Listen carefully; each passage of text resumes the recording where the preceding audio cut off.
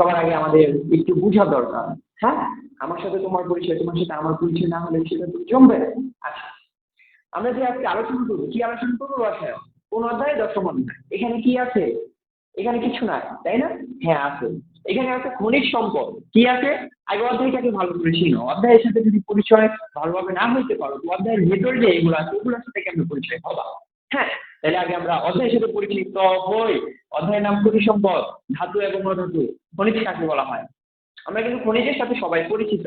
কয়লার খনি, গ্যাসের খনি, এই খনি ওই খনি, এইখানে পাওয়া যাচ্ছে ওইখানে পাওয়া যাচ্ছে। সবাই কিন্তু এটার সাথে পরিচিত, কিন্তু খনিজ কাকে বলে এটা আমরা অনেকে জানি না। কারণ এখনো আমরা অনেক স্টুডেন্ট আছি। হ্যাঁ, আমি ছিলাম। আমি একজন ব্যাকবেঞ্চার। এখন আমরা শুরুটাই শুরু করি না, অথচ পরীক্ষা এসে দরজায় পড়া থাকতেছে, টুম টুম টুম পরীক্ষা। আমরা এখনো শুরু করি নাই। বিশাল সিলেবাস, কিভাবে শেষ করবো? হ্যাঁ, তোমরা এখন এখন তোমরা অনেক সুবিধাতে আছো, ফ্যাসিলিটিতে আছো, কিসের এত চিন্তা? অনলাইনে অনেক ভালো ভালো ক্লাস আছে, রেজওয়ানের ক্লাস আছে, রিবাতের ক্লাস আছে, এসিএস এর ক্লাস আছে, ফ্রি, সব ফ্রি, তাই না? 10 মিনিট স্কুলের ক্লাস আছে, যা খুশি তার ক্লাস করতে পারো। অ্যাভেলেবেল, অ্যাভেলেবেল, অ্যাভেলেবেল, অ্যাভেলেবেল, অভাব নাই। ক্লাস করো, অল্প অল্প করে ক্লাস করো, দেখবে সব কিছু খাবার হবে। হ্যাঁ, যদি আমাকে ভালো লাগে, আমার কাছ থেকে যদি কিছু শিখতে পারো, আমাকে অনুসরণ করতে পারো। ঠিক আছে? আচ্ছা, খনিজ কাকে বলে? খনিজের সাথে তো আমরা সবাই পরিচিত, কিন্তু খনিজ কাকে বলা হয়? হ্যাঁ, একটু মনে রাখবা, বইয়ের ভাষাতে। আমরা কি বই অনুযায়ী লিখবো, তাই না? এখন হচ্ছে বইয়ের ভাষাতে কি লেখার চেষ্টা করি? মাটি, পানি, বায়ুমণ্ডল এর যেসব জায়গা থেকে আমাদের প্রয়োজনীয় ধাতু কিংবা অধাতুগুলো সংগ্রহ করা হয় তাদেরকে খনিজ বলা হয়। তাদেরকে কি বলা হয়? খনিজ বলা হয়। হ্যাঁ, এখন এই খনিজ আমরা কোথা থেকে কালেক্ট করি? ভালো করে মাটি থেকে। মাটি থেকে কালেক্ট করি, ওদের সাথে মাটি লেগে থাকবে, এটা খুবই স্বাভাবিক। হ্যাঁ, এর সাথে আরো অন্যান্য পদার্থ থাকবেই। এদেরকে আমরা সাধারণত কি বলি? ময়লা বলি না? কিন্তু এই যে আমরা খনিজ রিলেটেড অধ্যয়ন করতেছি, তো ওই আমরা যে আমাদের ভাষায় ওইটাকে ময়লা বলি, ওইটা হচ্ছে আমাদের এই বইয়ের ভাষায় বা এই অধ্যায়ের আলোকে ওইটাকে বলা হচ্ছে খনিজ মল। খনিজ মল কাকে বলা হয়? খনিজের ময়লাকে খনিজ মল বলা হয়। হ্যাঁ, এই বিষয়গুলো আমাদের একটু কাজে লাগবে। খনিজটা আগে আমরা একটু জানি নিলাম। খনিজ কাকে বলা হয় আবারও যদি আমরা একটু আলোচনা করি, খনিজ কাকে বলা হয়? মাটি, পানি এবং বায়ুমণ্ডলের যেসব স্থান থেকে আমাদের প্রয়োজনীয় ধাতু এবং অধাতুগুলো সংগ্রহ করা হয় তাদেরকে খনিজ বলা হয়।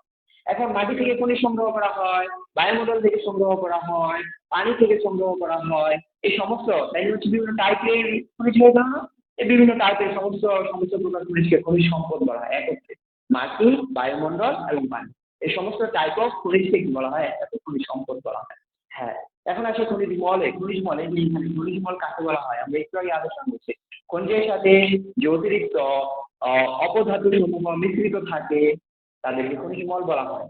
বইকে বইয়ের ভাষায় নয়, বইকে একটা টিচারের ভাষায় নয়, বইকে রেজন ভালো করে পড়াচ্ছে রেজনের ভাষায় নয়, বইকে আরেকজন খুব ভালো টিচার সে একটা খুব ভালো সংজ্ঞা দিচ্ছে, ওর সংজ্ঞা অনুযায়ী নয়, নিজের মতো করে সাজায় নিবা। বইয়ের সাথে কথা বলতে শিখো, বইকে খুব ভালো লাগবে। হ্যাঁ, বইয়ের সংজ্ঞাগুলোকে নিজের ভাষায়, নিজের আঞ্চলিক ভাষায়, নিজের গ্রামের ভাষায় বলে না, গ্রামের ভাষায় বলে গাইয়া বলে না, বলুক সে গাইয়া। আমার পরীক্ষা খাতায় লিখতে পারলেই হলো। আমি আমার গাইয়া ভাষা মনে রাখবো। ঠিক আছে? আমি যেমন খনিজ মল কাকে বলে এটা আমি জীবনও বলবো না। খনিজের মধ্যে যে ময়লাগুলো থাকে তাদেরকে খনিজ মল বলা হয়। এখন ওইটাকে আমি জাস্ট যখন পরীক্ষা খাতায় লিখবো একটু সাজায় লিখবো, দেখছি আর কিছু না। হ্যাঁ, তারপরে যদি আমরা একটু আসি ঘনীকরণ। ঘনীকরণ কি? আমাদের হচ্ছে এই অধ্যায়টা তিনটা টপিক। কয়টা টপিক?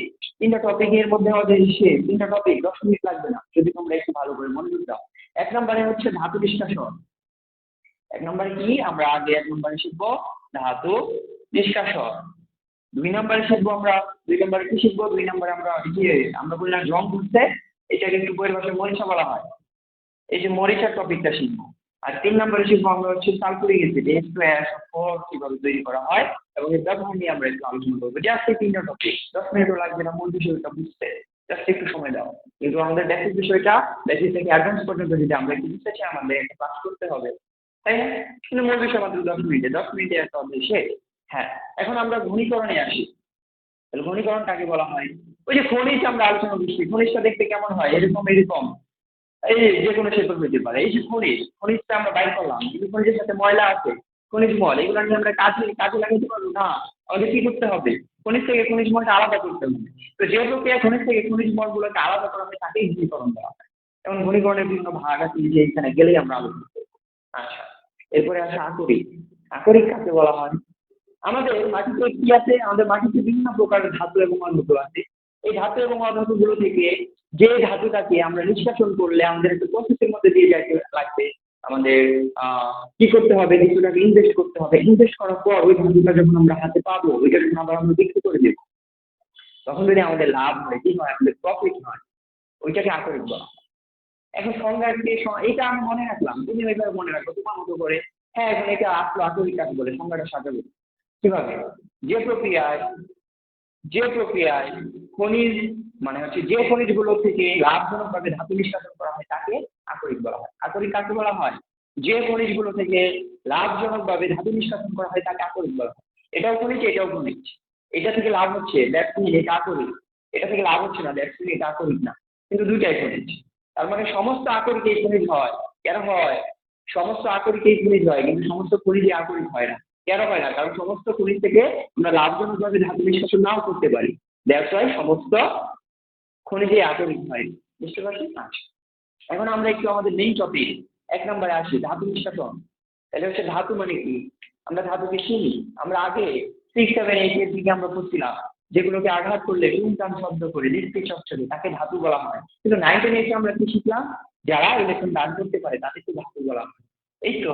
আচ্ছা, এই ধাতুটাকে আমরা কি করবো? ধাতুর মধ্যে আমরা পরিচিত কয়েকটা ধাতুর মধ্যে আলোচনা করি, যেগুলো আমরা এই অধ্যায়ে আলোচনা করবো। আয়রন, কপার, জিঙ্ক, এরা কি করতে পারে? ইলেকট্রন দিতে পারে। দ্যাটস এরা হচ্ছে ধাতু। ওকে, এই ধাতুগুলোকে আমরা কিভাবে নিষ্কাশন করব? এই যে প্রক্রিয়ায় তার থেকে খনিজ থেকে ধাতু নিষ্কাশন করা হয় তাকে ধাতু নিষ্কাশন বলা হয়। তাকে কি বলা হয়? ধাতু নিষ্কাশন বলা হয়। খুব সহজ। এখন এই ধাতু নিষ্কাশন করতে গেলে আমাদের পাঁচটা প্রসেস বা স্টেপ করতে হয়। এখানে আমি আগে থেকে তুলে রাখছি, সময় বাঁচানোর জন্য। হ্যাঁ, তাহলে আকরিক নিষ্কাশন বা ধাতু নিষ্কাশন আমরা এখন বুঝে গেছি। যে প্রক্রিয়ায় খনিজ থেকে ধাতু নিষ্কাশন করা হয় তাকে ধাতু নিষ্কাশন বলা হয়। ধাতু নিষ্কাশনকে মোটামুটি 5টা ভাগে ভাগ করা হয়। আমাদের এইগুলো একটু জানতে হবে। ঠিক আছে? পরীক্ষায় আসলে ঘ নম্বর প্রশ্ন আসে ধাতু নিষ্কাশনের 5টি প্রসেস আলোচনা করবো। তো এখানে আমরা কিভাবে আলোচনা করবো? 1 নম্বর ধাতু নিষ্কাশনের 1 নম্বর প্রসেস চূর্ণ বিচ্ছিন্ন। চূর্ণ বিচ্ছিন্ন মানে কি? গুঁড়া গুঁড়া করা, পাউডার করা, মিহি ফেলা, ধ্বংস করে ফেলা। আমরা তো ধ্বংস, ক্রাশ ওয়ার্ডটার সাথে সবাই পরিচিত। এই চূর্ণ বিচ্ছিন্ন করা হয় প্রেসার যন্ত্র দ্বারা। কাজ, তোমাদের কাজ, তারপর একটা কাজ আছে, যদি একটু কমেন্ট করে জানাই দিও না, খুব ভালো হবে। এমনও হইতে পারে এখান থেকে মানে হচ্ছে কমেন্ট বক্স থেকে পেয়ে গেল কাজ। আচ্ছা, তাহলে হচ্ছে যে প্রক্রিয়ায় কোনো ধাতুর আকরিককে চূর্ণ বিচ্ছিন্ন করা হয়, ভেঙে গুঁড়া গুঁড়া করা হয়, সে প্রক্রিয়াটা হচ্ছে চূর্ণ বিচ্ছিন্ন। হ্যাঁ, এটা কিসের মাধ্যমে করা হয়? প্রেসারের মাধ্যমে। প্রেসার কি করে? ক্রাশ করে, ভেঙে ফেলে, চূর্ণ বিচূর্ণ করে ফেলে। 1 নম্বর স্টেপ শেষ। বুঝতে পারছি? 1 নম্বর স্টেপ চূর্ণ বিচূর্ণ কাকে বলা হয়? এটা কিন্তু আমরা এখন বুঝে গেলাম। নিজের মতো করে মনে রাখবা। আমার মতো না, বইয়ের মতো না, গাইডের মতো না, একটা ভালো টিচারের মতো না, নিজের মতো করে সাজিয়ে নিবা। এরপর দেখো ঘনীকরণ। ঘনীকরণ কাকে বলে? একটু আগে আলোচনা করে ফেলছি। যে প্রক্রিয়ায় খনিজ থেকে ধাতুগুলোকে আলাদা করা হয় সে প্রক্রিয়াটার নাম হচ্ছে ঘনীকরণ। আচ্ছা, এখন দেখো ঘনীকরণকে 4টা ভাগে ভাগ করা হয়। কয়টা ভাগে? মোটামুটি 4টা ভাগে। খুব সহজ, মনে রাখবা। জাস্ট হচ্ছে একটু মনোযোগ দিয়ে কথাগুলো শুনবা, তাহলেই মনে থাকবে। 1 নম্বরে হাইড্রোলাইটিক। হাইড্রোলাইটিক আবার কি? লাইট, টর্চ মারো, আলো দেখা যাচ্ছে, ওই লাইট না। হাইড্রো একটু মনে রাখবা। হাইড্রোজেনের সাথে আমরা পরিচিত না? আচ্ছা, হাইড্রোজেন আর পানি মিলে কি জানি গঠিত হয়? H2O, পানি। তো এইটা মনে রাখবা, হাইড্রোলাইটিক মানে যে প্রক্রিয়ায়, কোন প্রক্রিয়ায়? যে প্রক্রিয়ায় পানি ধারা, পানি দ্বারা আমরা কি করি? ধোয়াধুয়ি কাজ করি, গোসল করে, এই করি, তাই না? যে প্রক্রিয়ায় ধাতুগুলোকে মানে খনিজগুলোকে পানি দ্বারা ধৌত করার মাধ্যমে কি করা হবে? ধাতুগুলোকে আলাদা করা হবে, তাকে হাইড্রোলাইটিক পদ্ধতি বলা হয়। বুঝতে পারছি? এমন দেখবা অনেক ধাতু আছে যেগুলো হচ্ছে ভারী, যেমন হচ্ছে লোহা। এটা তুমি যদি ধোয়াধুয়ি করো, এরকম যদি পানির মধ্যে নিয়ে যদি ধোয়াও, ওইটাকে ধুয়ে যদি ফালাইয়া দাও, লোহা হচ্ছে ভারী, সে নিচে তলার নিচে থাকবে। আর এক্সট্রা যত ময়লা আছে সেগুলো কি হয়ে যাবে? উপরে পানির সাথে মিশ্রিত হয়ে পড়ে যাবে। এটা হচ্ছে হাইড্রোলাইটিক পদ্ধতি। গেল হাইড্রোলাইটিক পদ্ধতি। ফেনা বাসনা। ফেনা তো আমরা সবাই চিনি। আমরা যখন কাপড় ধোই, যখন পানির মধ্যে কি ডিটারজেন্টটা দেই, তখন কি হয়ে যায়? ফেনা কোনো যে ওই ফেনাটাই। তাহলে হচ্ছে ফেনা ভাসমান পদ্ধতি। ফেনা অবশ্যই ভাসে, তাই না? এখন আমরা তো একটু আগে জানলাম যে হাইড্রোলাইটিক যে পদ্ধতিতে কি করা হয়, ভারী ধাতুকে নিষ্কাশন করা হয়, তাই না? ভারী ধাতু নিচে থাকে। তাইলে হচ্ছে ওইটাকে ধৌত করলে আমরা ফেলায় দিলে তো ওই মানে অন্যান্য ধাতুগুলো চলে গেল, কিন্তু ভারী ধাতুটা নিচে থাকলো। কিন্তু এমন একটা ধাতু যে ধাতু নিরি পাতলা, নিজেই কি পাতলা, ওকে যদি এখন পানি দ্বারা ধুয়ে মানে ফালাই দেয় তাহলে পানির সাথে সে চলে গেল, কিন্তু ওকে আমাদের লাগবে, তাই না? এখন ওকে যেহেতু আমাদের লাগবে তাহলে ওকে রাখতে হবে না, তাহলে ওই তো উপরে আসতেছে নিচে তো থাকতেছে না, তাইলে আমরা কি করবো, তখন আমরা কি করবো, ফেনা ভাসমান পদ্ধতি ইউজ করবো। কি করবো? ফেনা ভাসমান পদ্ধতি ইউজ করবো। ফেনা ভাসমান পদ্ধতি ইউজ করলে কি হবে জানো? ফেনা ভাসমান পদ্ধতি সাধারণত যেগুলো হচ্ছে সালফার টাইপের দ্রব্য থাকে সেগুলোতে অ্যাপ্লাই করা হয়। সালফার একটু আহ, মানে হচ্ছে হালকা, তো এই উপরে চলে আসে, এতে দ্রব্যগুলো উপরে চলে আসে। তো আমরা কি করবো, পানি নিবো, পানির সাথে কি করবো, আকরিক নিবো, আকরিক নিয়ে ওইখানে তেল দিব, সাবান দিব, তাহলে কি হবে, ফেনা উৎপন্ন হবে, ওই ফেনা কালেক্ট করবো আর বাদ বাকি সব ফালাই দিবো। কারণ ওই ফেনার সাথে আমাদের সালফার চলে আসে, তখন ওই চারটি প্রসেস করার মাধ্যমে আমরা ওই থেকে কি পাবো, সালফার পাবো। ঠিক আছে? বুঝতে পারছি? ইনশাল্লাহ বুঝতে পারছি। সহজ না, সবই কঠিন না, সবই সহজ। জাস্ট হচ্ছে কি, নিজেকে একজন ভালো টিচার হিসেবে ফিল করো, সবই সহজ হয়ে যাবে। হুম। কোনো টিচারই ভালো শিখাইতে পারবে না যদি নিজেকে তুমি টিচার ফিল না করো। প্রত্যেকে আমরা এক একজন টিচার, মনে রাখলাম। আচ্ছা, এরপরে আসো চুম্বক। চুম্বক কাকে ধরে জানি? হ্যাঁ, চুম্বক আমরা সবাই জানি লোহাকে খুব বেশি পছন্দ করে। লোহার সাথে তার একটা কি স্পেশাল রিলেশন আছে। সে লোহাকে চায়, লোহা চুম্বককে চায়। হ্যাঁ, দুজন কাছাকাছি আসতে চায়। তাহলে যে প্রক্রিয়া মনে রাখবে যে লোহা টাইপের বা চুম্বক আকর্ষণ করে এমন ধরনের পদার্থ আছে, ওই টাইপের আকরিককে কি করা হয়, চূর্ণ বিচ্ছিন্ন করে, মনে করো যে একটা এরকম বেল থাকে, দুই পাশে দুইটা রোলার থাকে, ওইটা ঘুরতেছে, ওইটা দিয়ে হচ্ছে মানে হচ্ছে আর চাকতিটা আমাদের ভিতরে হচ্ছে কি থাকে, একটা নর্মাল থাকে আর একটা চুম্বক দিয়ে থাকে। ওইটার উপর দিয়ে যখন হচ্ছে আমাদের পাউডার গুলো চূর্ণ বিচ্ছিন্ন করা, মানে হচ্ছে ওই গুঁড়া গুঁড়া যেটা বুঝছি আমরা, চূর্ণ বিচ্ছিন্ন করা এক নাম্বার থেকে, ওইগুলা যখন চালনা করা হচ্ছে, যাচ্ছে যাচ্ছে, যেটা হচ্ছে চুম্বক, ওইটা কি হবে, ওইটা চুম্বক করতে আকর্ষিত হয়ে এই পাশে চলে আসবে, নিচের দিকে চলে আসবে। আর যেগুলো হচ্ছে চুম্বককে আকর্ষণ করে না, ময়লা তৈরি, ওইগুলো ডিরেক্ট করে দেবে। মানে এক কথায় শেষ, লোহা টাইপের ধাতুগুলোকে আমরা এই চুম্বক পদ্ধতি দ্বারা করতে পারি। বুঝতে পারছি? হ্যাঁ, এইটা এই দিবা 100% মার্ক পাবা। কেন পাবা? সৃজনশীল মানে নিজের বুদ্ধিকে ইউজ করে লেখা। এখন আর কয়েকদিন পরে পরে কিছুদিন পর পর সরকার এই উদ্যোগ নেয়, কোচিং বন্ধ করে দিব, এই উদ্যোগ নেয় লাইভ বন্ধ করে দিব। কেন? কারণ সবাইকে সৃজনশীলের উদ্দেশ্যে হচ্ছে নিজের বুদ্ধি ইউজ করে যাতে স্টুডেন্টরা লিখতে পারে। মুখস্থ করে খাইলা, পরীক্ষা হলে গিয়ে উগলায় দিলা, this is a not good, this is a very bad. মনে রাখলাম। এই জন্য হচ্ছে আমাদের বাংলাদেশের মাথায় কি চিন্তা শক্তি কাজ করে না, মুখস্থ করে অভ্যাস, সৃজনশীল সৃষ্টিশীল কিছু কাজ করে না, তারা কিছু উদ্ভাবন করতে পারে না। এই জন্য বাঙালি নিচে, চীন, আমেরিকা, কানাডা, ইউরোপ কান্ট্রিগুলো এই উপরে। কারণ আমরা কি ছোট থেকে সৃষ্টিশীল, নিজে থেকে করার চেষ্টা করি। তুমি নিজে থেকে করার চেষ্টা করবা, হ্যাঁ, নিজে একটা ফরম্যাট তৈরি করবা। ডাইরেক্ট ফরম্যাট কেন তুমি অনুসরণ করতে যাওয়া? তুমি এখন ক্লাস 10-এ পড়ো, 9-এ পড়ো, ভালো বড় হয়েছে, ভালো বুঝবো। যে জায়গায় ক্লাস হচ্ছে 3-4 এর স্টুডেন্ট, চীন দেশের 3-4 এর স্টুডেন্টরা রবট তৈরি করে ফেলতে পারে। ওই জায়গায় রবট কাকে বলে এখন আমরা জানি না, রবটের সংজ্ঞাটাই আমরা বলতে পারি। এই হচ্ছে আমাদের অবস্থা। যাই হোক, তারপর হচ্ছে রাসায়নিক বিক্রিয়া। এটা হচ্ছে এমন কিছু পদার্থ আছে যেগুলো কি অন্য একটা পদার্থের সাথে যদি আমরা একত্রিত করে দেই, তাহলে সে কি করবে, ও যে বিক্রিয়া টিক্রিয়া করে আলাদা হয়ে যাবে। তো এই প্রক্রিয়াটা আমার হচ্ছে রাসায়নিক বিক্রিয়া। যেমন হচ্ছে বক্সাইড। বক্সাইড নিয়ে আমরা একটু করে ডিটেলসে আলোচনা করবো। বক্সাইড হচ্ছে অ্যালুমিনিয়ামের একটা আকরিক। হ্যাঁ, ওকে। তাহলে হচ্ছে ঘনীকরণ সম্পর্কে আমরা বিস্তারিত আলোচনা করলাম। এখন আসে হচ্ছে 3 নম্বর, অক্সাইডের রূপান্তর। মোস্ট ইম্পর্টেন্ট একটা, আমাদের মধ্যে এই যে এইটা আর হচ্ছে এইটা 3 এবং 4 হচ্ছে মোস্ট ইম্পর্টেন্ট টপিক।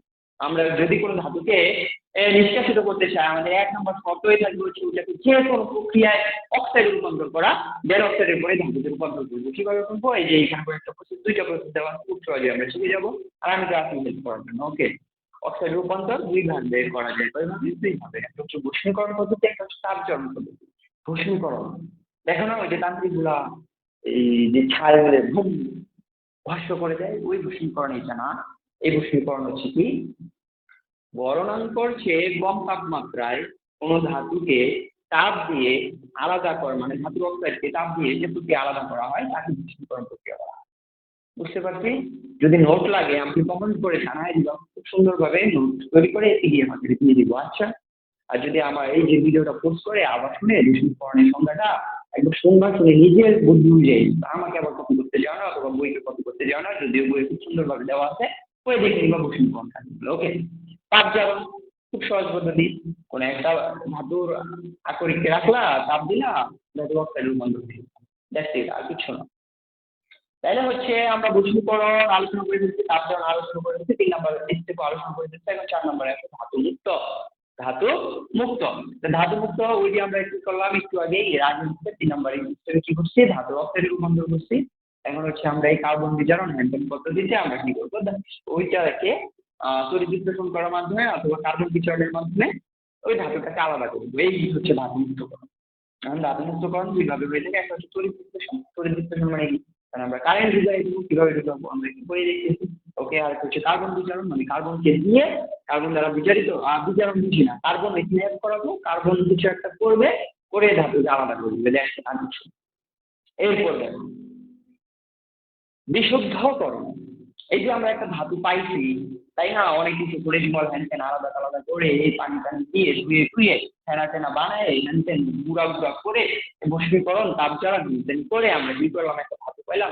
এই ধাতুর ভিতরেও কিছু কি থাকতে পারে, অপদ্রব্য থাকতে পারে, ওদেরকে ফাইনাল হিসেবে একদম অবশেষে গিয়ে আমরা কি করবো, বিশুদ্ধ করে আমরা 100% পিউরিফাই বা হচ্ছে 100% কাছাকাছি পিউরিফাই একটা ধাতু পাই, ওইটাকে বলা হয় ধাতু বিশুদ্ধকরণ। তাহলে সংজ্ঞা আমরা কিভাবে লিখবো, সংজ্ঞাটা লিখবো যে প্রক্রিয়া ধাতুকে বিশুদ্ধ করা হয় তাকে ধাতু বিশুদ্ধকরণ বলা হয়। মানে ধাতু বিশুদ্ধকরণ দুইটা পদ্ধতিতে হয়েছে, কয়টা পদ্ধতিতে, দুইটা পদ্ধতিতে। কি কি, একটা হচ্ছে বিগালক। বিগালক কাকে বলা হয়, মনে করো একটা ধাতু খুবই শক্ত, ওকে দিচ্ছি তাপ দিচ্ছি তো দিচ্ছি তো দিচ্ছি কিন্তু বলতেছে না, তো অন্য একটা অপদ্রব্য বা অন্য একটা পদার্থ আসলে ওটার সাথে একত্রিত করে যখন তাপ দিব, সে মনে করো আগে যদি 20,000 ডিগ্রি সেলসিয়াস তাপমাত্রায় সে গলা শুরু করতো, এখন সে মনে করে যে 2,000 ডিগ্রি সেলসিয়াস তাপমাত্রায় চলে যাচ্ছে। দেখছে, এটাই মূলত হচ্ছে বিগালক। একটা বিগালক কি করে, বিগালক কি করে, বিগালক হচ্ছে গলায়তে সহযোগিতা করে। আগে যদি সে 100 ডিগ্রি সেলসিয়াস তাপমাত্রায় বলতো, বিগালক যদি আমরা অ্যাড করি, এখন সে 10 ডিগ্রি সেলসিয়াস তাপমাত্রায় গলে যাবে। এই হচ্ছে আমাদের বিগালকের কাজ। এরপর দেখো আবার তড়িৎ বিশ্লেষণ।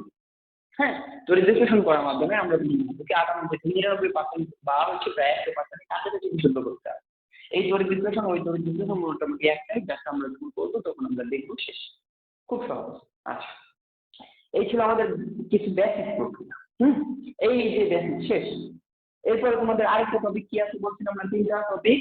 একটা হচ্ছে ধাতু নিষ্কাশন, এরপর হচ্ছে মরিচা, আছে হচ্ছে আস্তে ঠিক আছে। এখন দেখো, এই যে আমরা এই যে 5টা স্টেপ যে করবো, 5টা স্টেপ যে এতক্ষণ আমি বক করলাম, যা যা বক করছি, যা মাথায় ঢুকছে তাই খাতায় লিখবা 5টা স্টেপ। হ্যাঁ, এখন এই স্টেপ গুলো করার ক্ষেত্রে আমাদের কি করতে হবে, আমাদের কিছু প্রসেস আছে, ওটা জানতে হবে। সবার প্রথম একদম সহজ পর্যায়ে আইন, এই অধ্যায় সম্পর্কে জানতে গেলে পর্যায়ে আইন কি, আগে দেখো এখানে খুব সুন্দর করে একটা হচ্ছে ছন্দ আকারে কিছু ধাতুকে লিখে দিচ্ছি। এই যে এই ছকটা তোমাদের বইয়েও দেওয়া আছে, এই ছকটা একদম মাথায় গেঁথে ফেলতাম। হ্যাঁ, এখন তোমাদের সুবিধার জন্য একটা ছন্দ দিচ্ছি, ছন্দটা একটু দেখো। কে নাচে, মেঘ এলো যেন ফিরে, লে হায় কালো হাজি আজি, এটা বের হয়। হ্যাঁ, বইয়ে টয়ে বা অনেক ভাবে সেম জিনিস আসে আসে। হ্যাঁ, পড়াকে আনন্দ, মানে যাতে একটু পড়তে যাতে ভালো লাগে ওই হিসেবে মনে রাখবে। এই শব্দটা মনে রাখবে, এটা তুমি আগে করবা না, খুব ইজি হবে, একবার রিভাইজ করলে আবার চলে যাবে। যেটা 6 দিন পরে আমাদের স্বাভাবিকভাবে মুখস্থ করলে মনে থাকবে। তো এইখানে আবার কিছু বিষয় আছে জানতে লাগবে। এইখানে দেখো যে আমাদের এইখান থেকে এই পর্যন্ত যে টোটাল 4টা আছে, এটাকে মোটামুটি 4টা শ্রেণীতে ভাগ করা আছে। কয়টা শ্রেণীতে, 4টা শ্রেণীতে। এই শ্রেণীগুলো আমাদের খুব ভালো করে জানতে হবে। আচ্ছা, আমরা একটু এটাকে বুঝাই দিই। কেতে ক্যালসিয়াম, সরি, কেতে হচ্ছে পটাশিয়াম, কে পটাশিয়াম, তারপর না না, নাতে হচ্ছে সোডিয়াম, আবার কেতে হচ্ছে ক্যালসিয়াম, মনে রাখবা। একটা কেতে হচ্ছে পটাশিয়াম, তারপর নাতে সোডিয়াম, আবার হচ্ছে কেতে কি, কেতে হচ্ছে কি ক্যালসিয়াম, কয়েকবার লিখতে মনে রাখবে। তারপর হচ্ছে মেঘটা হচ্ছে ম্যাগনেসিয়াম। এলো, আছে না, এলো অ্যালুমিনিয়াম। যেন, জেড, যেন, যেনতে জিঙ্ক। আচ্ছা, ফিরে, ফি, এফি, ফে, এফি, আয়রন। এই তো, তাহলে হচ্ছে, তাহলে ফিরেতে হচ্ছে আয়রন, লেড। পিভি মিল নাই, কিন্তু পিভিতে তো লেড, লেডের লেডে পিভি। আচ্ছা, এইখানে একটা বিষয়, আরেকটা হাই, এইটা হাইড্রোজেন, মনে রাখবা। ওকে, তারপর হচ্ছে কালো, সিইউ, ক সি, কপার। ওকে, হাজি, এজি, হাজি, মার্কারি। ওকে, আজি, এজি, আজকে, হ্যাঁ, এজি, সিলভার। পিটাবে, পিকি, কাকে? আমাকে। আমাকে, এ ইউ গো। ওকে। তাহলে এখন এই যে আমরা ছন্দের সাহায্যে আমরা একটা কি, আমরা হচ্ছে ধাতুর সক্রিয়তা সিরিজ সম্পর্কে জানতে পারছি। এই ধাতুর সক্রিয়তা সিরিজকে মূলত চারটা ভাগে ভাগ করা হয়। এক নম্বরে হচ্ছে অধিক সক্রিয় ধাতু, যারা কি পাওয়ারে হচ্ছে শক্তিশালী, যারা হচ্ছে কি পাওয়ারে হচ্ছে শক্তিশালী। একটা খুব সাধারণ একটা এক্সাম্পল দেই। মনে করো যে আমি আমি হচ্ছে কি আমি স্মার্ট, কিন্তু আমার একটা গার্লফ্রেন্ড আছে, সে খুব সুন্দর। তারপর হচ্ছে তুমি স্মার্ট, অধিক সক্রিয়, রিচ। হ্যাঁ, আমি হচ্ছে গরিব মানুষ, আমি স্মার্ট আছি, তার সাথে আমার খুব ভালো বন্ডিং আছে। কিন্তু এখন থার্ড পার্সন তোমার এমনি হইলো, তুমি দেখছি কি ও গ্রেট, হ্যাঁ হ্যান্ডসাম, আসছো তুমি ওই পাশে। তো কি হইলো, তুমি অধিক সক্রিয় দেখে কি করতে পারলা, আমার গার্লফ্রেন্ডকে তোমার গার্লফ্রেন্ড করে নিতে পারলা। আস্তে আস্তে হলো আমার গার্লফ্রেন্ডকে তোমার, মানে হচ্ছে মনে করো আরেকজনের গার্লফ্রেন্ডকে তোমার গার্লফ্রেন্ড করতে পারলা। ঠিক আছে? আচ্ছা, তাহলে এই যে মানে হচ্ছে কি হবে, বিষয়টা এমন হবে, দেখবা যে মধ্যম সক্রিয় ধাতু আছে, কম সক্রিয় ধাতু আছে, ওইখানে হচ্ছে আমাদের অধিক সক্রিয় ধাতু করবে, ওই যে যৌগ থেকে কিছু যৌগকে, যৌগমূলক বা মৌলকে সে তার করে নিবে ওই আর কি। আচ্ছা, এখন দেখো তাহলে হচ্ছে আমাদের potassium, sodium, calcium, magnesium, aluminium পর্যন্ত ধাতুগুলো হচ্ছে অধিক সক্রিয় ধাতু। আর অধিক সক্রিয় ধাতুকে তড়িৎ বিশ্লেষণ দ্বারা আলাদা করতে হয়, মনে রাখবা। অধিক সক্রিয় তড়িৎ বিশ্লেষণ সংগ্রহের মনে রাখবা। ওকে। তারপর হচ্ছে জিঙ্ক, যেন ফিরে লে হাই, মানে হচ্ছে জিঙ্ক, আয়রন, লেড, হাইড্রোজেন। এই যে আমাদের চারটা ধাতু আছে, এটা হচ্ছে মধ্যম সক্রিয় ধাতু। এই সক্রিয় ধাতু মধ্যম সক্রিয়, এই মধ্যম সক্রিয় ধাতুতে কার্বন বিজারণের মাধ্যমে আলাদা করা হয়। মনে রাখবা, জাস্ট করছি একটু মনে রাখবা, কি বিজারণ? কার্বন বিজারণের মাধ্যমে আলাদা করা হয় তাকে, মধ্যম সক্রিয় ধাতুকে। দরজা বন্ধ করুন। আচ্ছা, এরপরে হচ্ছে তৃতীয় নম্বর ধাপ। তৃতীয় নম্বর ধাপে কি আছে আমাদের? কম সক্রিয় ধাতু। কম সক্রিয় ধাতু তারা এমনিতেই দুর্বল, তারা নিজেরা নিজেরা নিজেদের মধ্যে ভালো বন্ডিং নাই, ওরা নিজেরা নিজেরা স্ববিকরণের মাধ্যমে ধাতু আলাদা করে। এই তো। আর এরপর হচ্ছে একদম অসক্রিয় ধাতু, যেমন হচ্ছে গোল্ড আর প্লাটিনাম। গোল্ড আর প্লাটিনাম এরা হচ্ছে একদম অসক্রিয়, মানে কারোর সাথে বিক্রিয়া করে না, দেখে ওরা হচ্ছে মাটির মধ্যে কি একদম বিশুদ্ধ আকারে থাকে। হ্যাঁ, এই হচ্ছে হিসাব, একটা মজার বিষয়। স্বর্ণ, সব থেকে বিশুদ্ধ স্বর্ণ ভেবে 24 ক্যারেটের স্বর্ণ, যেটাতে কোনো খাদ নাই। আর তুমি কি জানো ওই বিশুদ্ধ স্বর্ণ দিয়ে তুমি গহনা বানাইতে পারো? গহনা বানাইতে গেলে আমাদের খাদ মিশাতে হয়, ওটা কি অপদ্রব্য মেশাতে হয়। তাহলে ওই স্বর্ণটাকে তুমি কি করতে পারবে? বিভিন্ন শেপ দিতে পারবে। ওই যে গহনা বিভিন্ন ডিজাইনের তৈরি করে না, এই ডিজাইনের তৈরি করতে গেলে তোমাকে খাদ দিতে হবে। কি দিতে হবে? মানে অপদ্রব্য মিশাতে হবে। এখন মনে করো তুমি, আচ্ছা একটু ভালো করে বলো, তুমি কোনো ইয়াতে স্বর্ণকারের দোকানে 10 গ্রাম স্বর্ণ দিলা, এটা দিয়ে গহনা মানে ওই কি করবে? 10 গ্রাম স্বর্ণের মধ্যে মনে করো যে 1 গ্রাম অপদ্রব্য মিশিয়ে দিবে গহনা বানানোর জন্য, এটা দিতে লাগে স্বাভাবিক, খারাপ কিছু না। তখন 1 গ্রাম দিয়ে মনে করো যে 1 করে 11 গ্রাম হয়ে গেল না, 1 গ্রাম স্বর্ণ সে রাখে দিবে, 1 গ্রাম কিন্তু মারে দিবে, মারে দিয়ে তোমাকে হচ্ছে 10 গ্রাম আমার বুঝে দিবে, যখন সে তোমাকে গয়নাটা দিবে। তো দিতে হবে। হ্যাঁ, এইটা হচ্ছে বুঝে নিবে। আচ্ছা, এই তো আমরা বুঝলাম, তাহলে হচ্ছে এই সারণী সম্পর্কে আমরা বুঝলাম, তাই না? হ্যাঁ। এখন হচ্ছে আমরা এখন জানবো কার্বন বিজারণ, স্ববিজারণ, তাপ জারণ ইত্যাদি ইত্যাদি প্রসেসগুলো এখন আমরা আস্তে আস্তে জানবো। আচ্ছা, এখন হচ্ছে আমাদের এর পরবর্তীতে দেখবা হচ্ছে তোমাদের বইয়ের মধ্যে বইয়ের মধ্যে একটা চার্ট দেওয়া আছে, যেখানে বিভিন্ন আতরকের নাম দেওয়া আছে, যেমন হচ্ছে জিঙ্ক ব্ল্যান্ড, গ্যালেনা, কপার পাইরোড, তারপর সাগরের পানি মানে সোডিয়াম ক্লোরাইড ইত্যাদি ইত্যাদি ইত্যাদি ইত্যাদি বিভিন্ন চার্টের নাম দেওয়া।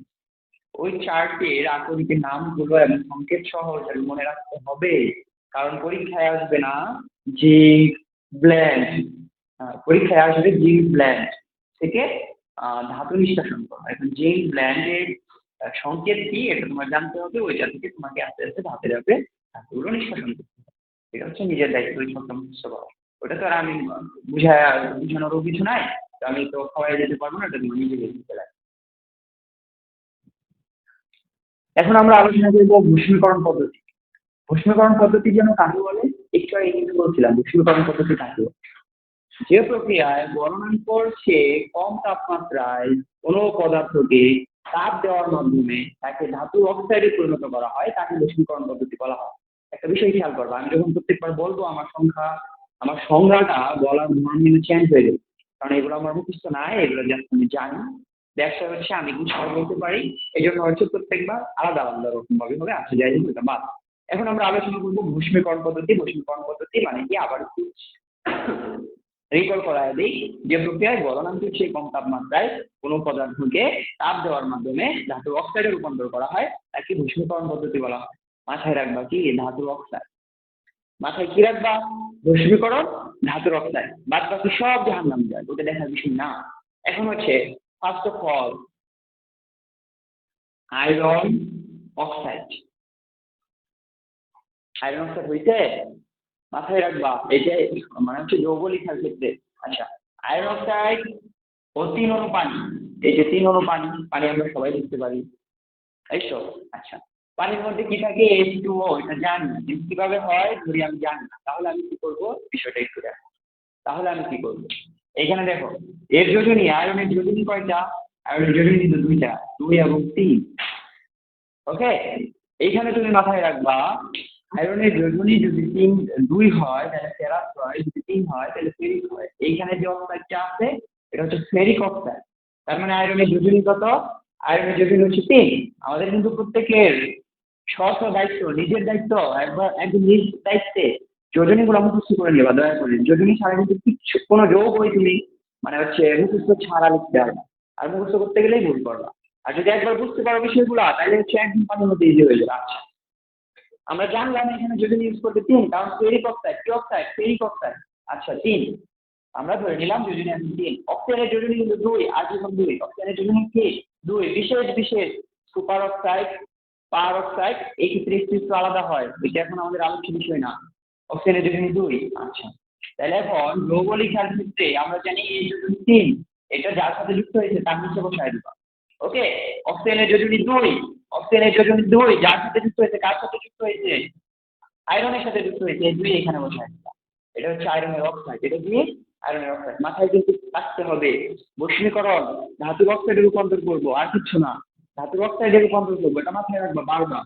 হ্যাঁ, পানির সংকেত আমরা জানি H2O, কিন্তু H2O কিভাবে হয় যারা জানি তাদের কম্পারিজন, যারা জানি না তারা জানি না। এই হাইড্রোজেন, হাইড্রোজেন এছাড়া বিভিন্ন ব্যাগ। আর মনে রাখবা যদি সবসময় প্লাস মানে হচ্ছে যৌগগুলা সাধারণত ধাতের মধ্যে একটু প্লাস মাইনাসকে মানে হচ্ছে আয়নিক যৌগ গঠন করে, এরা হচ্ছে সাধারণত আয়নিক যৌগ। আচ্ছা আচ্ছা, প্লাস মাইনাসকে ধরে মানুষের যখন নেগেটিভ করে কিন্তু ধাতু আর বিদ্যুৎ হয়ে যায়, সেটা কিছু না। হাইড্রোজেনের দিকে নিয়ে এর নিচে বসাবা, এক কিন্তু লিখতে হয় না, তবুও লিখলাম এক। ঠিক আছে, তবুও লিখলাম এক। আমরা একটু আগে জাস্ট অক্সিজেনের জন্য 2, তার মানে এর যে 2, এর জন্য এই নিচে বসে, দ্যাটস ওয়াই H2O 1/1 লিখতে হবে, এই জন্য আমরা লিখি H2O। আচ্ছা, তাহলে হচ্ছে ফেরিক অক্সাইড ও 3 অণু পান, এটাকে আমরা কি করব, গলনাঙ্কের চেয়ে কম তাপমাত্রা দিব। কি দিব, গলনাঙ্কের চেয়ে কম তাপমাত্রা। আমরা জানি ধাতুর অক্সাইড উৎপন্ন হবে, ধাতুর অক্সাইড, এই যে ধাতু, আয়রন আর অক্সাইড, অক্সিজেন, ধাতুর অক্সাইড। কিন্তু যৌগটা হইলো এখন হয় নাই, কাছাকাছি আছে। আমরা জানি ফেরিক অক্সাইড, এই যোজনী 3, ওর নিচে বসবে, ওর যোজনী 2, এর নিচে বসবে, শেষ। প্লাস, প্লাস কি, প্লাস এখানে যা আছে যেটাকে আলাদা করে দিচ্ছি, যা আছে 3 পাঠিয়ে দিচ্ছি। এই তো, কঠিন ছিল কি, মোটেও কঠিন ছিল না, খুব সহজ। আচ্ছা, তারপরে কঠিন লাগলে আমাকে কমেন্ট করবে, আমি বিস্তারিত আরো জানাবো। আচ্ছা, এরপরে যদি আমরা একটু চিন্তা করি যে আর কি করা যায়, এরপরে যদি আমরা একটু চিন্তা করি তাহলে আমরা লিখতে পারি যে জিঙ্ক কার্বনেট। কি, জিঙ্ক কার্বনেট, তাহলে হচ্ছে জিঙ্ক কার্বনেট। মনে রাখতে লাগবে এই কার্বনেট হচ্ছে একটা যৌগ মূলক যার যোজনী 2-, আর জিঙ্ক এর যোজনী হচ্ছে 2+। ওকে, তাহলে আমাদের নিয়ম অনুযায়ী এর যোজনী এর নিচে বসবে। আচ্ছা, এই যে থ্রি, এটা একটা যৌগমূলক, এই সম্পূর্ণ একটা মৌল নিয়ে আচরণ করে, একে প্রাকৃতিক বন্দী করে দাও। 2 আছে না 200, 2 আছে না 200 আছে, এটা দেখতে যাওয়া। এর যোজনী এখানে বসবে, এর যোজনী এখানে বসবে, বসায় দিলাম। কিন্তু যৌগলেখার একটা নিয়ম ছিল, কি নিয়ম, যদি উভয় মৌলের সংখ্যাকে একই সংখ্যা দ্বারা ভাগ করা যায় তাহলে ভাগ করে দিবা। এই যে ভাগ করা যায়, একে 2 দ্বারা ভাগ করা যায়, একে 2 দ্বারা ভাগ করা যায়, 2 দিয়ে ক্যান্সেল, এই যে 2 দিয়ে ক্যান্সেল, 1 হয়ে যায়, আর 1 লিখতে হয় না। দ্যাটস ওয়াই হচ্ছে আমাদের যৌগটা থাকে, দ্যাটস ওয়াই হচ্ছে আমাদের যৌগটা থেকে এই যে জিঙ্ক কার্বনেট ZnCO3। এটা একটু আগে 2 দেখা যাচ্ছিল, তারপরে আমি 2 বলছিলাম, বাট এখানে CO3 হবে। আচ্ছা কার্বন। আচ্ছা, এখন এটাকে আমরা বিক্রিয়া করাবো, তাপ দিব, গলনাঙ্ক হচ্ছে কম তাপ।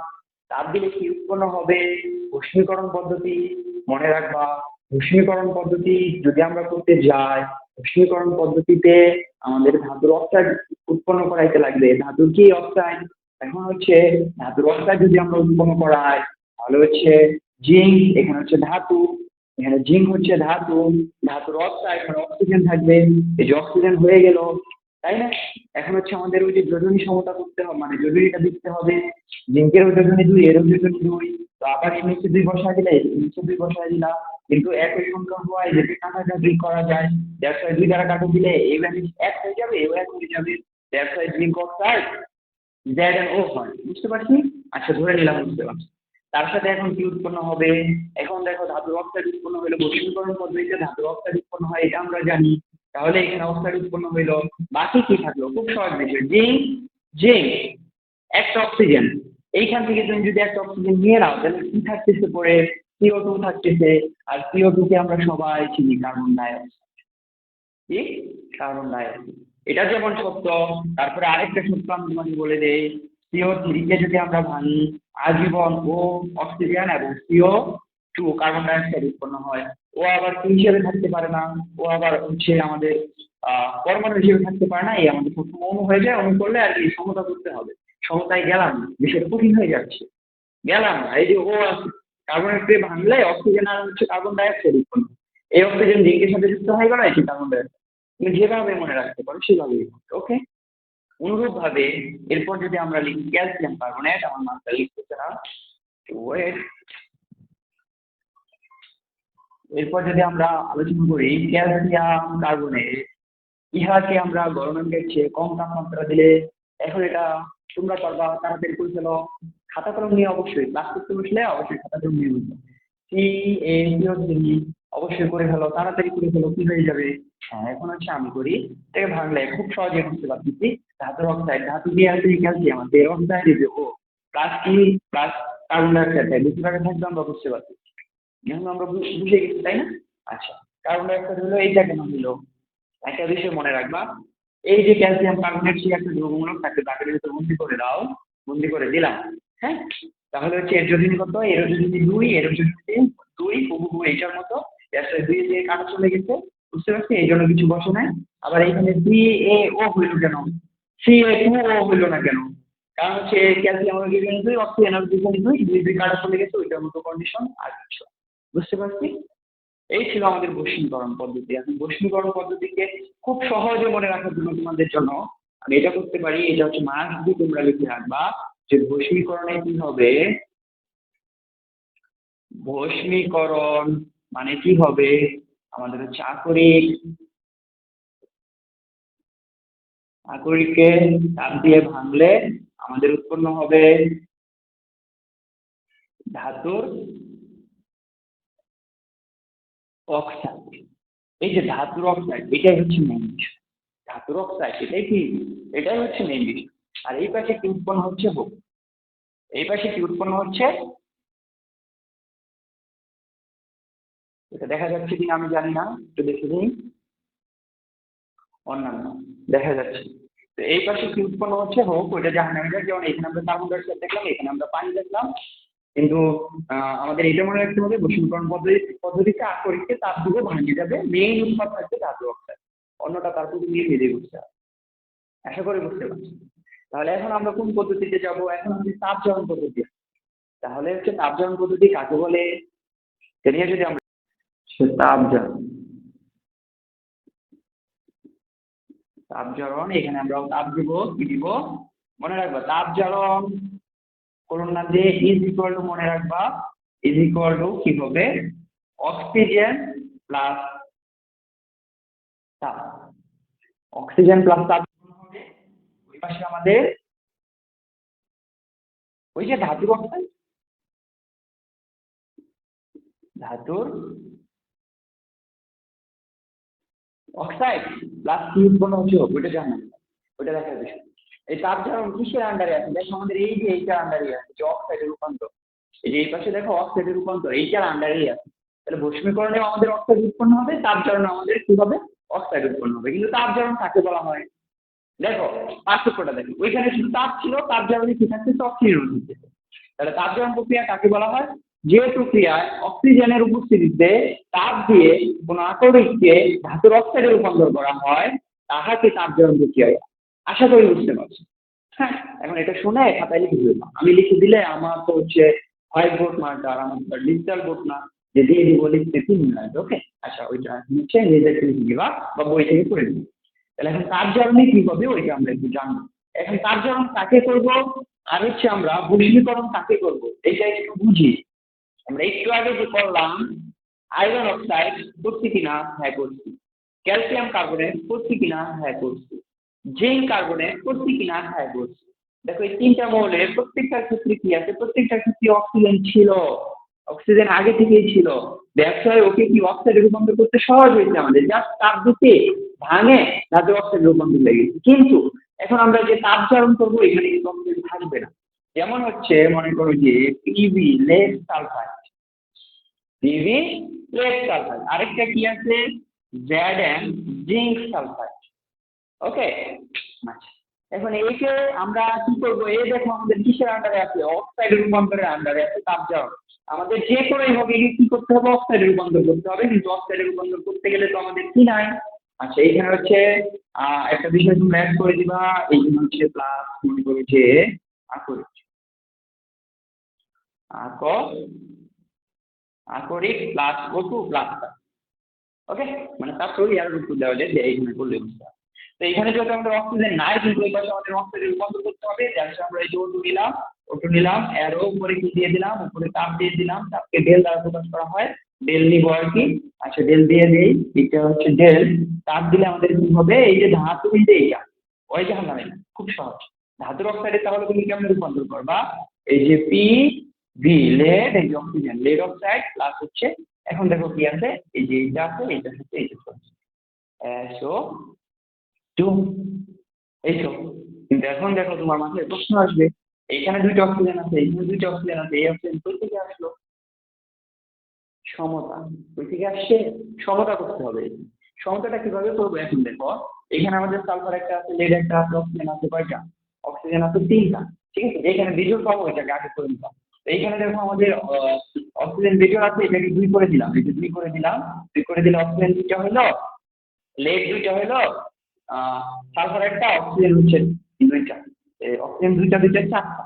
তাহলে আমরা অক্সিজেন কি করবো, এই যে এখানে 2 দিয়ে দিলে 2 2 4টা। ওকে, আচ্ছা কিন্তু লেড তো হয়ে গেল 2টা, তাহলে লেডকে কি করবো, লেডের সামনে তুমি 2 দাও, 2 দিয়ে দিলাম, লেড হলো 2টা, সালফার হয়ে গেল 2টা। হ্যাঁ, এইখানে দেখো আমাদের অক্সিজেন এখন কয়টা নিচ্ছে, ওই পাশে 2টা, এই পাশে 2টা, 4টা। কিন্তু এখন হচ্ছে আমাদের সালফার কি হয়ে গেছে, 2টা হয়ে গেছে, কিন্তু সালফারকে 2 করতে হবে, এই যে 2 দিয়ে দিলে। কিন্তু এখন দেখো একটু সমস্যা হয়ে গেছে, অক্সিজেন আবার বাড়ে গেল, অক্সিজেন হলো 6টা, ওই পাশে কয়টা হয়েছে দেখো, 2 2 4টা, আর এই যে 2টা, এই 2 কিন্তু সবার সাথে গুণ আকারে থাকবে। এই নিচে কিচ্ছু নাই, 1 আছে, এই নিচে 1 আছে, এই দেখো 2 কে 2, 2 কে 2। দ্যাটস ওয়াই আমাদের লেড আছে, 2টা অক্সিজেন আছে দুইটা। কিন্তু এর ক্ষেত্রে দেখো এই নিচে 1 আছে, সালফার একটা আছে, এই যে 2 কে 2, সালফার 2টা হলো, কিন্তু অক্সিজেনের নিচে 2 আছে, এই যে এটা গুণ হয়ে যায়, 2 2 4, অক্সিজেন আছে 4টা।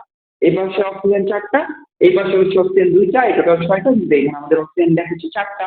তো এইটাকে আমাদের 6 বানাতে গেলে কি করতে হবে, আমাদের এই নিচে হাত দেওয়া যাবে না ভুলেও। তো এখন আমাদের কি করতে হবে, এটা শুধু 3 দিয়ে দিতে হবে, এখন 3 2 6। এই তো সহজ ছিল না? হ্যাঁ, এখন হচ্ছে এরপরে যদি আমরা এখন জিঙ্ক সালফাইডে যাই, তাহলে আমাদের কি হবে, আশা করি এরকম হয় নিজেরাই। এখন দেখি এই যে অক্সিজেন, অক্সিজেন এই যে তাপ দিয়ে দিলাম, কি উৎপন্ন হবে এখন আমরা জানি, জিঙ্ক অক্সাইড উৎপন্ন হবে, আর সালফার ডাইঅক্সাইড উৎপন্ন হবে। কি উৎপন্ন হবে, সালফার ডাইঅক্সাইড। এমন সময় মাছের কালি শেষ, এখন আমার উৎপন্ন, যাই হোক। তাহলে এখন এটা তোমরা পারবা, সমতা করতে লাগবে, সমতা আশা করি তোমরা পারবা। তাহলে কি হবে, এখানে হচ্ছে ওইটার মতো 2 হবে, এখানে হচ্ছে 2 হবে, এইখানে 3 হবে, জিন 2টা হচ্ছে, এই তো এটাও যেমন এটাও, আশা করি বুঝতে পেরেছি। তাহলে আমাদের মূলত আলোচনা হয়ে গেল যে ভস্মীকরণ এবং তাপজারণ হয়ে গেল। বিকালক এটা দরকার নাই, এটা এমনিতে এটা আর পরীক্ষাতে আসে না। জাস্ট আছে তড়িৎ বিশ্লেষণ। এবং তড়িৎ বিশ্লেষণটা কি আমরা অ্যালুমিনিয়ামের আকরিক বক্সাইড দ্বারা ব্যাখ্যা করে দিলে আমাদের হচ্ছে তড়িৎ বিশ্লেষণ এদিকে কাভার হবে। আচ্ছা আসতে